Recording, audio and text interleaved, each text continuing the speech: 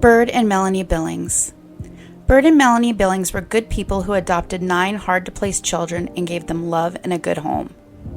He was a 66-year-old former strip club owner turned used car dealer who eventually did well for himself. His third wife, Melanie, was a 43-year-old who dedicated herself to feeding the homeless and loving children. According to her brother, Ed Brock, their lives centered around those children, their family, and each other. Melanie especially was invested in special needs kids after her daughter Nikki was born in the 1980s with cerebral palsy and autism. Both Byrd and Melanie had fully grown children. Rather than go on with their lives and consider themselves to have already raised their family, instead they chose to adopt kids who wouldn't have a place otherwise. The 9 adopted children had a variety of struggles, including cognitive challenges, physical challenges, and mental. They were all hard to place. Usually when you hear stories that include these large groups of special needs kids, it usually ends up centering on all kinds of child abuse. This is not that. These kids were so loved and cherished, and as a result, what was to come was especially heinous, killing the parents of hard-to-place children who had finally found their place. One moment the children were sleeping peacefully in their Florida home. The next minute men were waking them up and rushing around, quickly making them orphans. Ashley Markham, the 27-year-old biological daughter of Melanie, recounted to the police that she called her mom at 7:30 that day, and her 10-year-old brother Jacob, who has autism, answered the phone and was extremely distraught. He eventually handed the phone to his autistic sister. It was Adriana who told Ashley that their parents were lying on the floor. Terrified, Ashley called 911.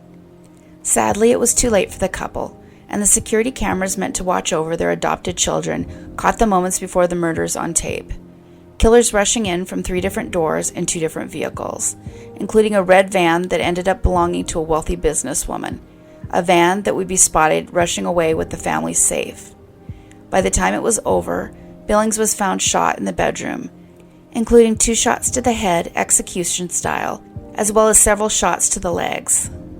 13 shots in total. The shots to the legs would be explained later. It turns out he couldn't get the safe open because he couldn't remember the combination. They felt that shooting his legs would make him remember better. It obviously didn't work as they had to leave with the safe. These not-so-masterminds were caught fast. The ringleader came first, a man named Leonard Patrick Gonzalez Jr., a karate teacher who angled for a deal, bragging about how the feds will want to talk to him.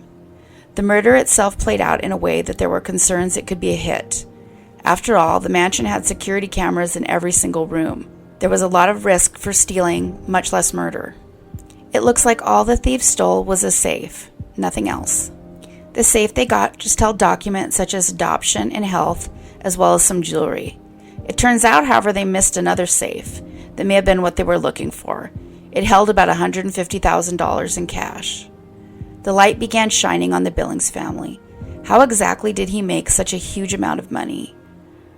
Byrd, who went by the name Bud, was on his 3rd marriage, and at the end of his 2nd marriage, he was only worth a net total of $1,400. 4 months after that divorce was final, Bud married Melanie. By the time of their murder, they had a mansion worth $700,000, not your standard Pensacola, Florida home. They had staff to help take care of the kids. So how exactly did they afford this?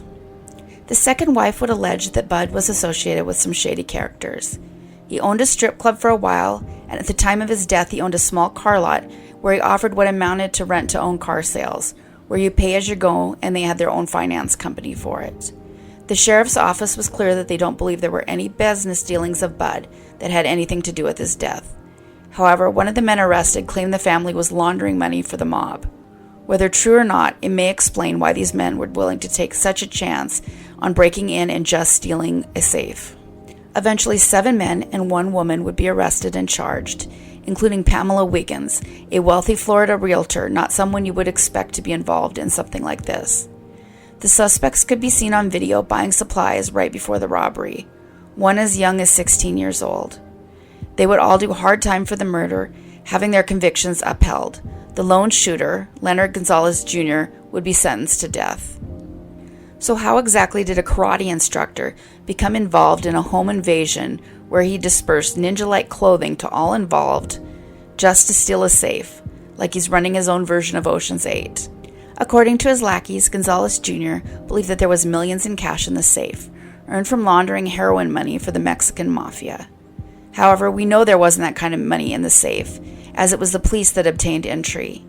In fact, there was less than expected money to go around, and the family struggled to maintain the home and take care of the kids once the parents were gone, using those same two businesses for income. In fact, Melanie's daughter, Ashley, was already managing those businesses along with her husband.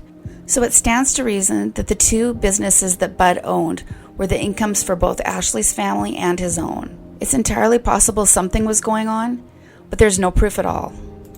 So was it just a rumor that caused this? Was it a hit like the police suspected? Or maybe it was a rumor used by someone using others to try to kill the Billings family. Two of the adult Billings children moved out of the home and were in disagreements with both Bud and Melanie.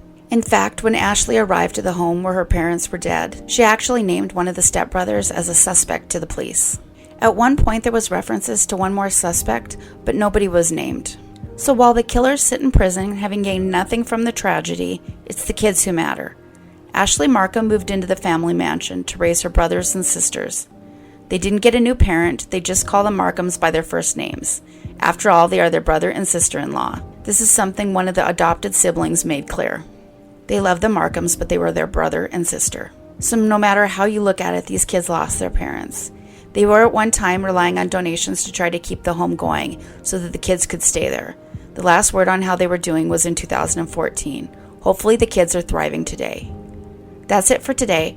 If you haven't yet, please take a moment to subscribe. New videos come out twice weekly with a bonus video when possible. Take care of yourselves and each other.